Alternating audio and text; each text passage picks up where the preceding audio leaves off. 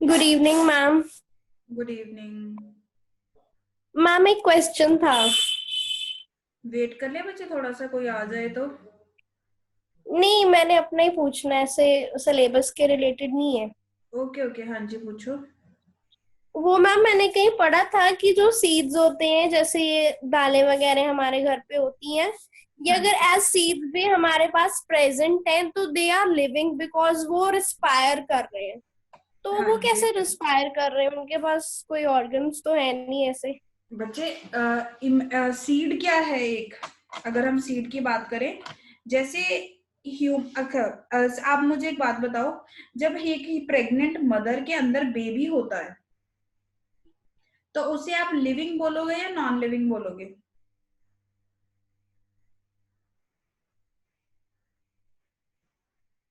हम्म। Hello.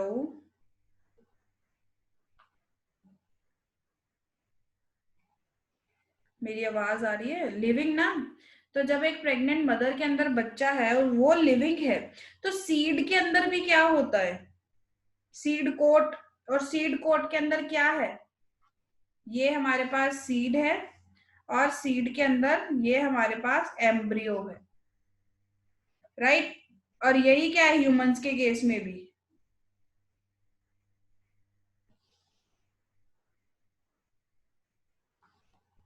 Okay okay, अभी ठीक है। हाँ जी। सो सीड के अंदर एम्ब्रियो होगा। Embryo is just like a baby in case of human beings. तो जब ह्यूमन बीइंग्स का बेबी लिविंग है तो प्लांट्स का बेबी नॉन लिविंग क्यों होगा?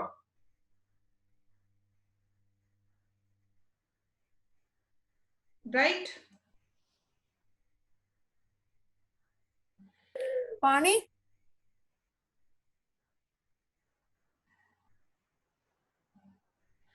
क्योंकि एम्ब्रियो के पास भी हमारे केस में क्या है, बस जो ह्यूमंस का बेबी होता है वो सारा न्यूट्रिशन रेस्पिरेशन वगैरह मदर की बॉडी से कर लेता है। बट जो सीड होता है उसके अंदर ही इनबिल्ट सब कुछ होता है। जैसे एंडोस्पर्म पढ़ा था, उसी के अंदर न्यूट्रिशन होते हैं, तो उन्हीं की हेल्प से वो अपना गुजारा कर लेता है। तो एक सीड के अंदर प्रेजेंट एम्ब्रियो भी लिविंग होगा। Okay ma'am. हम्म। हाँ जी, और किसी को कोई डाउट हो?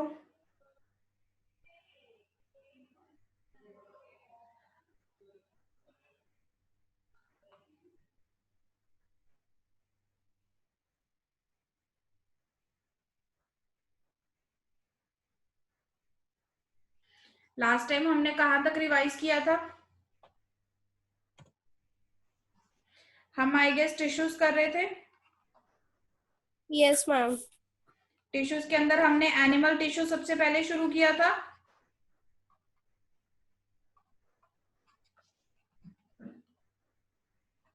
तुम लोग सेल पढ़ रहे हो साथ साथ? मतलब सेल कंप्लीट हो गया नाइन्थ में से?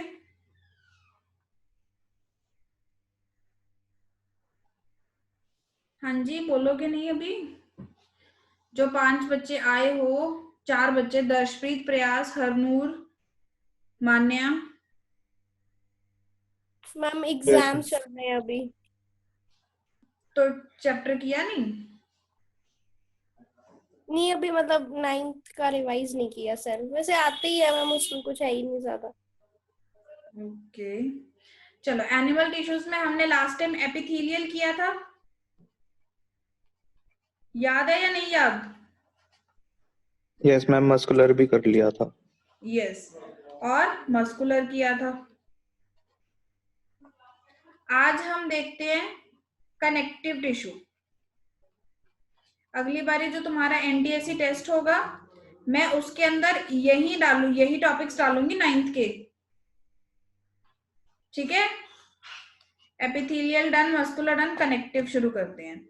अब जो हमारे पास कनेक्टिव टिश्यूज होते हैं,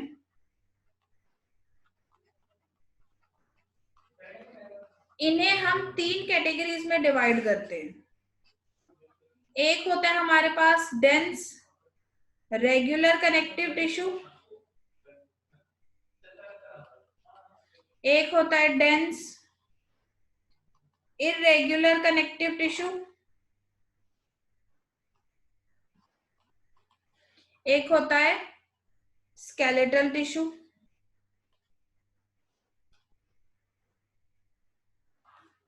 राइट। डेंस कनेक्टिव टिश्यू, इसके अलावा हमारे पास एक फ्लूइड की कैटेगरी भी आएगी, fluid connective tissue, right. Dense regular connective tissue में फर्दर दो कैटेगरीज हैं, one is areolar connective tissue, दूसरा होता है adipose connective tissue. Dense irregular का हम ज्यादा नहीं करते। स्केलेटल टिश्यूज में आ जाती हैं bone and cartilage. Fluid connective tissue में हम करेंगे, फ्लूइड भी बोल सकते हो या फिर इसको तुम कहीं वेस्कुलर कनेक्टिव टिश्यू भी लिखा पढ़ सकते हो। इसमें हमारे पास मेनली आते हैं ब्लड एंड लिम्फ। ये तुम लिखते रहो, ड्रॉ करते रहो साथ साथ, ठीक है। सो अब हम इन्हीं को वन बाय वन डिस्कस करेंगे। सबसे पहले हम देखते हैं dense regular connective tissue and dense irregular connective tissue में क्या डिफरेंस है। रेगुलर कनेक्टिव टिश्यू का मतलब है, देखो पहली बात तो ये टिश्यू है, टिश्यू सेल्स का बना होगा, तो इसके अंदर भी बहुत सारे सेल्स प्रेजेंट होंगे। जो हमारे पास डेंस रेगुलर कनेक्टिव टिश्यू है, इसमें सारे सेल्स प्रॉपरली अरेन्ज्ड होते हैं। सेल्स क्या होते हैं, प्रॉपरली अरेन्ज्ड होते हैं, उसी को हम क्या देते हैं, रेगुलर अरेंजमेंट। यहां पर प्रॉपर अरेंजमेंट नहीं होती, यहां पर इरेगुलर में proper arrangement is absent. Clear. So उसके बाद हम अब शुरू करते हैं dense regular connective tissue. Dense regular connective tissue में नंबर 1 हम करेंगे areolar connective tissue. Areolar connective tissue का आप लोगों ने 9th एनसीईआरटी में डायग्राम देखा होगा, आपने वो डायग्राम किया भी होगा। हमारे पास सपोज ये सेल है, इसके अंदर एक ऐसा सेल होता है जिसे हम बोलते हैं फाइब्रोब्लास्ट। मतलब हम बात कर रहे हैं कि कनेक्टिव एरियोलर कनेक्टिव टिश्यू के अंदर कौन कौन से सेल्स है। फर्स्ट है फाइब्रोब्लास्ट। फाइब्रोब्लास्ट कौन सा सेल होगा, फाइबर सिक्रेटिंग सेल होगा। फाइब्रोब्लास्ट कौन सा सेल होगा, फाइब्रो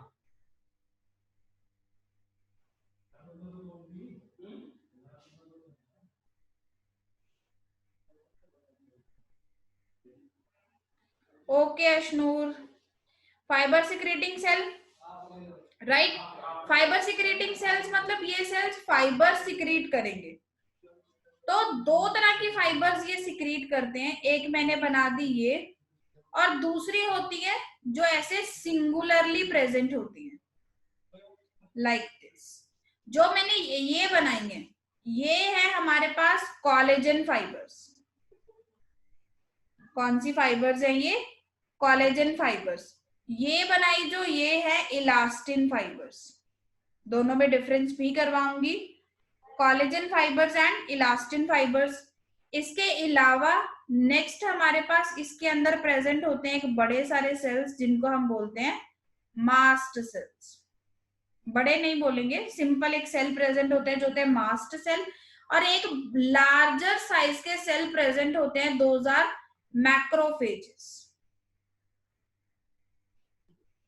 कौन से होते हैं वो, मैक्रोफेजेस। मास्ट सेल्स का काम होता है हिस्टामिन सिक्रीट करना, हेपेरिन सिक्रीट करना।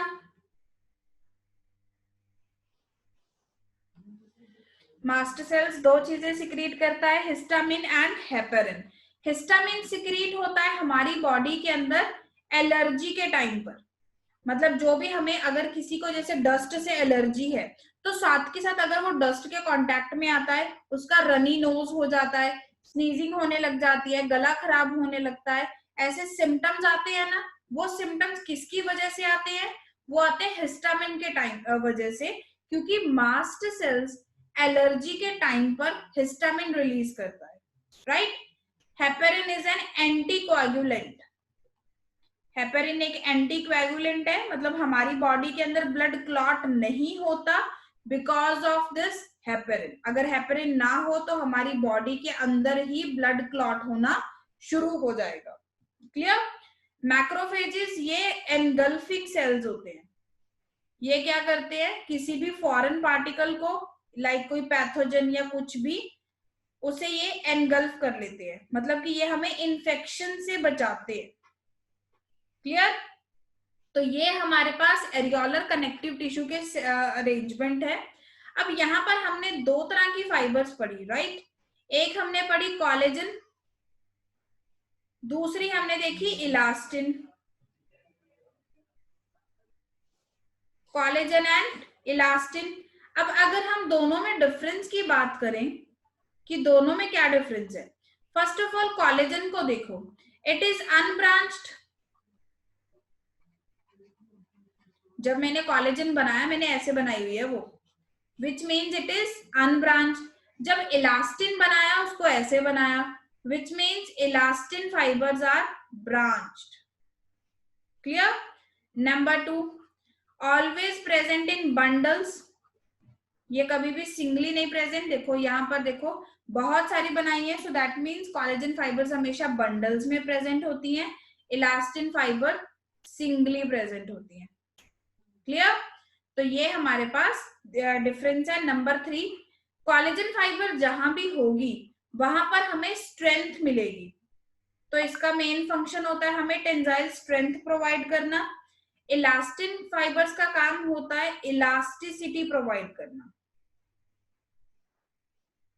क्लियर? तो ये कोलेजन एंड इलास्टिन के अंदर 3 डिफरेंसेस हैं, collagen unbranched, elastin branched. Collagen हमेशा बंडल्स में प्रेजेंट होता है, इलास्टिन सिंगली प्रेजेंट होता है। कोलेजन जो है वो टेंसाइल स्ट्रेंथ प्रोवाइड करता है, इलास्टिन इलास्टिसिटी प्रोवाइड करता है। क्लियर? तो ये अब आपको एरियोलर कनेक्टिव टिश्यू के बारे में सब याद रखना है। आपको क्वेश्चन आ सकता है, एरियोलर कनेक्टिव टिश्यू के अंदर कौन कौन से सेल्स प्रेजेंट होते हैं, तो आंसर आएगा fibroblast, mast cells and macrophages. अब फाइब्रोब्लास्ट सेल्स कौन कौन सी फाइबर्स बनाते हैं, आंसर आएगा collagen fibres and elastin fibres. Clear? Okay, dense regular connective tissue के अंदर हमारे पास अब नेक्स्ट है second adipose connective tissue. Again tissue है तो बहुत सारे सेल्स होंगे, तो इनके पास मेनली एडिपोसाइट सेल्स होते हैं। एडिपोज टिश्यू कौन से सेल्स का बना होता है, एडिपोसाइट सेल्स का। एडिपोसाइट सेल्स क्या होते हैं, ये हमारे पास एक सेल है, इस सेल के सेंटर में एक बहुत बड़ा ऐसे स्ट्रक्चर होता है जिसे बोलते हैं fat globule.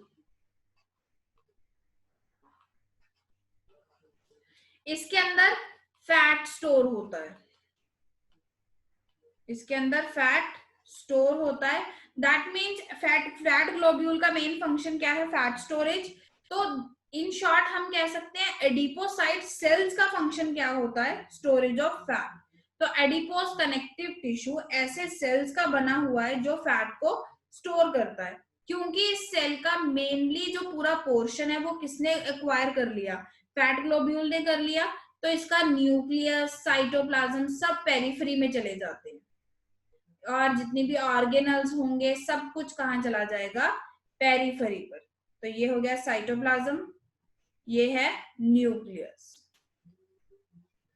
So these are the fat storing cells. Adipocyte cells को भी आप लिख सकते हो, these are fat storing sales.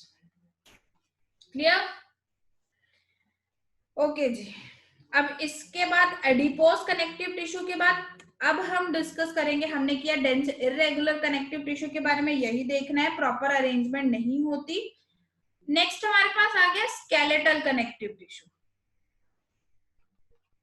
Skeletal connective tissue में सबसे पहले हमने किया बोन। अगर हम बोन की स्ट्रक्चर की बात करें, ये हमारे पास बोन होती है, ये होता है बोन की हेड, और ये है बोन की शाफ्ट, ये भी क्या होगा, बोन का हेड। बोन के बीच में यहां पर प्रेजेंट होता है, this is yellow bone marrow. क्या चीज होती है, येलो बोन मैरो, जिसे येलो बोन मैरो कैविटी भी बोल सकते हैं। इस येलो बोन मैरो कैविटी के अंदर क्या होगा, येलो बोन मैरो। क्लियर। और जो ऊपर वाला हिस्सा है हेड, यहां पर, यहां पूरा पूरा प्रेजेंट होता है रेड बोन मैरो।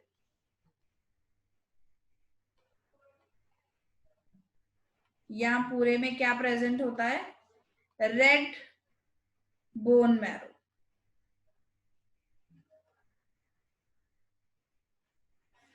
नेक्स्ट हमारे पास येलो बोन मैरो के बाहर, मतलब यहां पर ऐसी लॉन्गिट्यूडनल कैनाल्स भी होती हैं।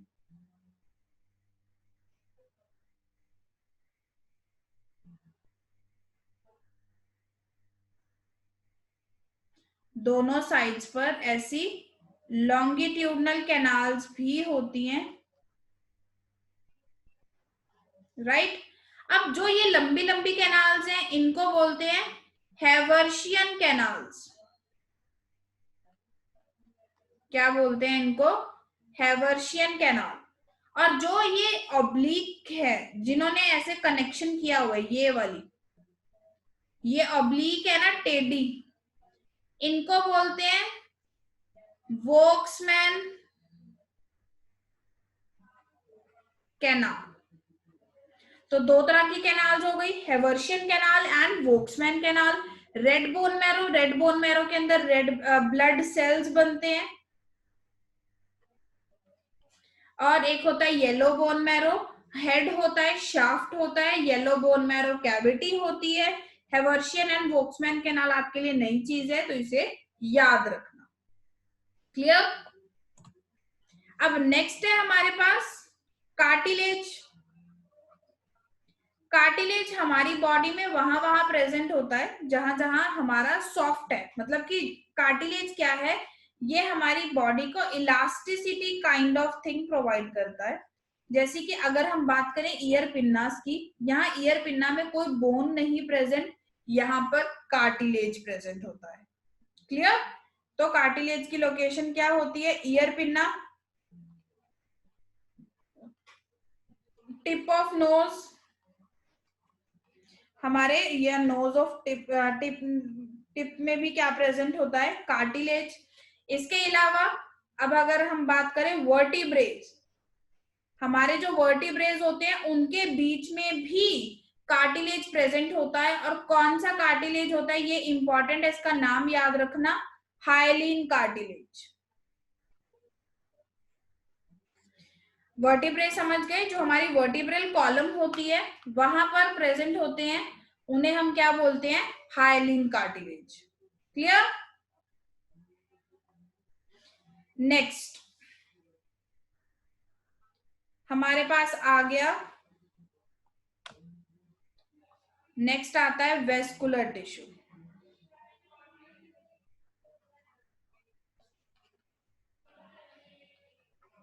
और फ्लूइड कनेक्टिव टिश्यू। इसमें हम सबसे पहले देखेंगे blood.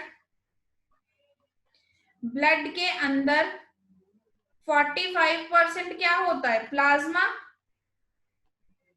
No, it is 55%। 55% plasma होता है और 45% क्या होते हैं, ब्लड सेल्स। ब्लड सेल्स को हम ब्लड कॉर्पसल्स भी बोल सकते हैं,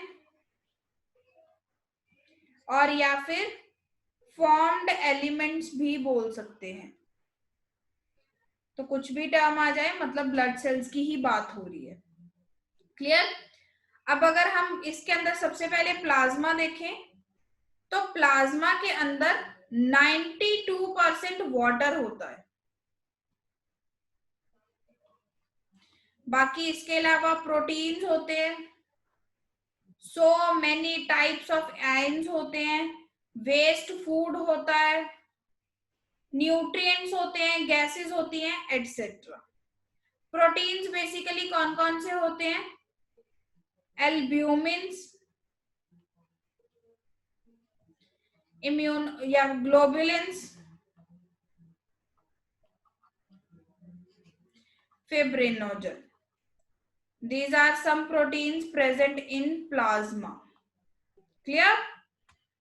और अगर हम बात करें ब्लड कॉर्पसल्स की,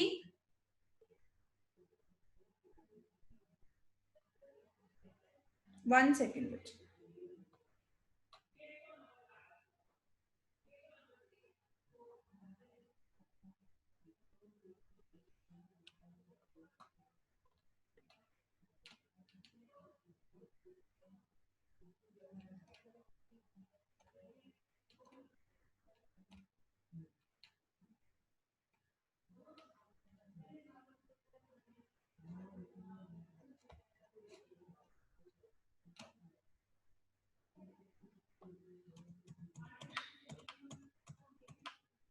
हाँ जी, अब अगर हम बात करें ब्लड कॉर्पसल्स की या फिर ब्लड सेल्स की, देन ब्लड सेल्स की तीन कैटेगरीज हैं, WBCs, RBCs and blood platelets.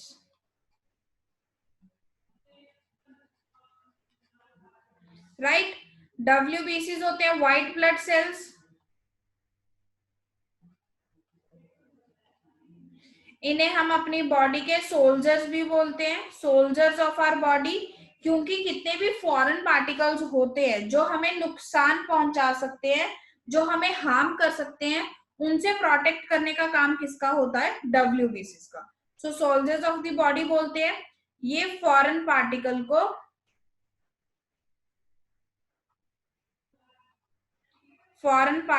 को एनगल्फ कर लेते हैं। क्लियर? नेक्स्ट आ गए RBCs, रेड ब्लड सेल्स।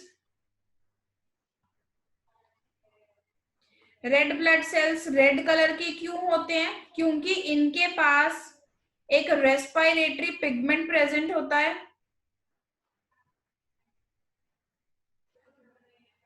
उस रेस्पिरेटरी पिगमेंट का नाम है haemoglobin, and haemoglobin is an oxygen carrier. ये ऑक्सीजन के साथ बॉन्ड बना के उसे कैरी कर सकता है। सो दैट्स व्हाई हम आरबीसीज का मेन फंक्शन क्या बोलते हैं? ट्रांसपोर्टेशन ऑफ गैसेस में मेन आरबीसीज का फंक्शन क्या होता है? Transport of gases. Clear? Next है ब्लड प्लेटलेट्स। ब्लड प्लेटलेट्स का मेन काम होता है क्लॉटिंग, क्लॉटिंग में हेल्प करते हैं। जो डेंगू हो जाता है उस टाइम पर हम बोलते हैं ना कि क्लॉटिंग, ब्लड क्लॉट नहीं होता है प्रॉपरली, रीजन बीइंग डेंगू के टाइम पर ब्लड प्लेटलेट्स की डेफिशिएंसी हो जाती है। क्लियर?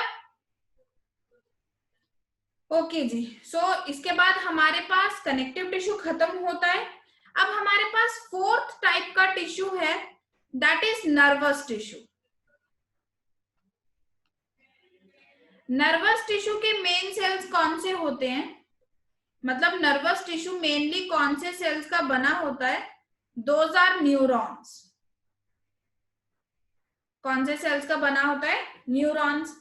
अब अगर हम न्यूरॉन्स की स्ट्रक्चर की बात करें तो इनके पास एक ऐसा न्यूक्लियस होता है और साइड से ऐसी प्रोसेसेस निकलती हैं,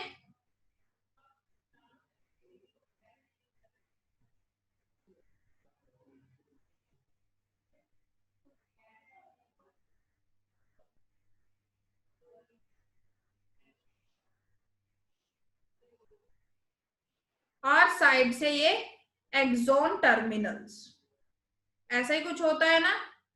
और यहां पर साइड से निकलती है माइलिन शीट।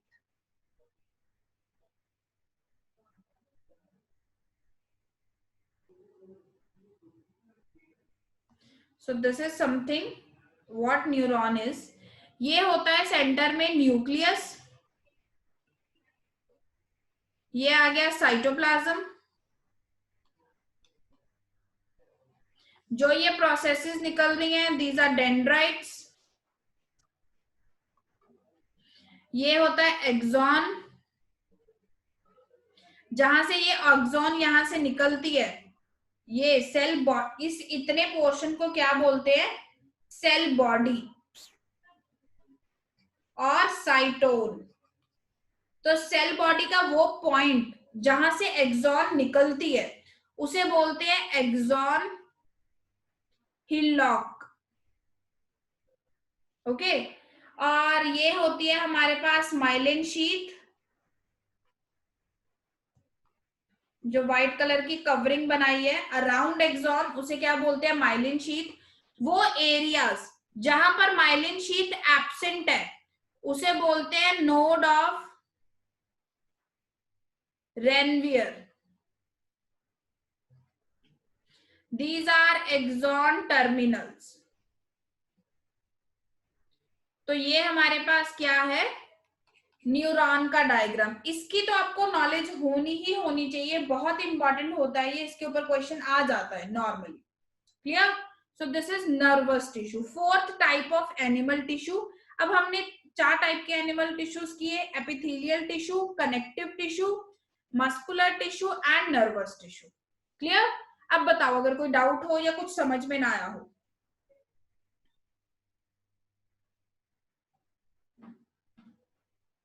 हाँ जी, जल्दी से। मैम हिस्टामिन का फंक्शन एक बार बता दो। बिल्कुल, हाँ जी। देखो, हिस्टामिन कौन बनाता है हमारी बॉडी के अंदर, मास्ट सेल्स। मास्ट सेल्स कहां प्रेजेंट थे, एरियोलर कनेक्टिव टिश्यू के अंदर। ये हमेशा रिलीज होता है एलर्जी के टाइम पर, या फिर हम लिख सकते हैं एलर्जिक रिएक्शंस के टाइम पर। अब आप देखो, जैसे ही हमें, सपोज मुझे डस्ट से एलर्जी है, आपने कभी ना कभी देखा होगा या टीवी में देखा होगा, अगर किसी को किसी पर्टिकुलर चीज से एलर्जी होती है तो साथ के साथ उसे सिम्टम्स आने लगते हैं। जैसे मुझे अगर डस्ट से एलर्जी है तो अगर मैं डस्ट के कांटेक्ट में आऊंगी तो साथ के साथ मुझे स्नीजिंग होने लगेगी, मेरा नोज रेड हो जाएगा, आईज वाटरी हो जाती हैं, एटसेट्रा एटसेट्रा, ऐसे कुछ सिम्टम्स आते हैं। तो ये सिम्टम्स क्यों आते हैं, क्योंकि जैसे ही मैं एलर्जी का मैं किसी ऐसी चीज के कांटेक्ट में गई जिससे मुझे एलर्जी है, तो मेरी बॉडी के अंदर एलर्जिक रिएक्शन होना शुरू हो गया। वो एलर्जिक रिएक्शन क्यों हुआ, क्योंकि हिस्टामिन बना, जो बनाता है मास्ट सेल्स। क्योंकि अब ये हिस्टामिन बना, इससे हमें पता चल जाता है कि हमें इस पर्टिकुलर चीज से एलर्जी है। अगर ये हिस्टामिन ना बने तो हमें वो सिम्टम्स नहीं आएंगे और हमें पता ही नहीं चलेगा कि हमें इस चीज से एलर्जी है। तो इंटरनली प्रॉब्लम होती रहेगी बट हमें पता नहीं चलेगा। क्लियर? तो हिस्टामिन हमेशा बनता है एलर्जिक रिएक्शंस के टाइम पर।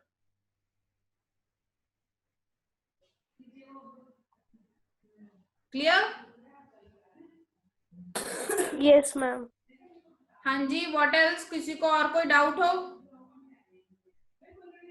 मैम बैकबोन और वर्टेब्रल कॉलम में क्या डिफरेंस होता है? Both are same. Backbone is this, कि हमारी बैक में जो बोन प्रेजेंट है दैट इज बैकबोन, हम उसे लेमन लैंग्वेज में बोल देते हैं। बट अगर हम करें पीछे जो बोन प्रेजेंट है वो क्या है, it is vertebral column, right? So backbone, bone, वो बैकबोन ही क्या है, वर्टिब्रल कॉलम। वर्टिब्रल कॉलम के अंदर क्या प्रेजेंट है, स्पाइनल कॉर्ड। वो स्पाइनल कॉर्ड की प्रोटेक्शन के लिए ही बोन्स प्रेजेंट है।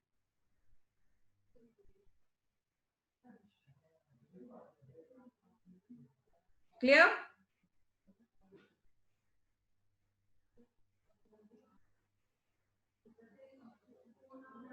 हाँ जी, और कोई डाउट? कौन कौन प्रेजेंट है? दर्श, हरनूर, प्रयास, रेहान, कोई डाउट? No ma'am. सब समझ में आ गया?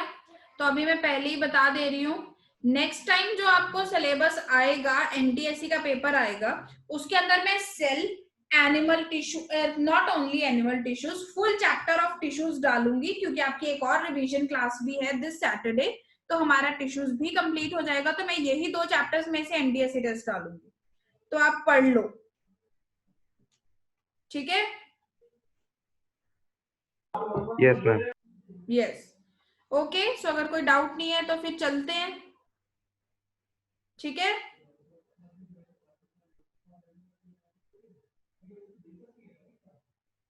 Okay guys, thank you, bye ma'am. Bye bye. Thank you पढ़ मैम। लेना। डाइवर्सिटी कब करवाओगे?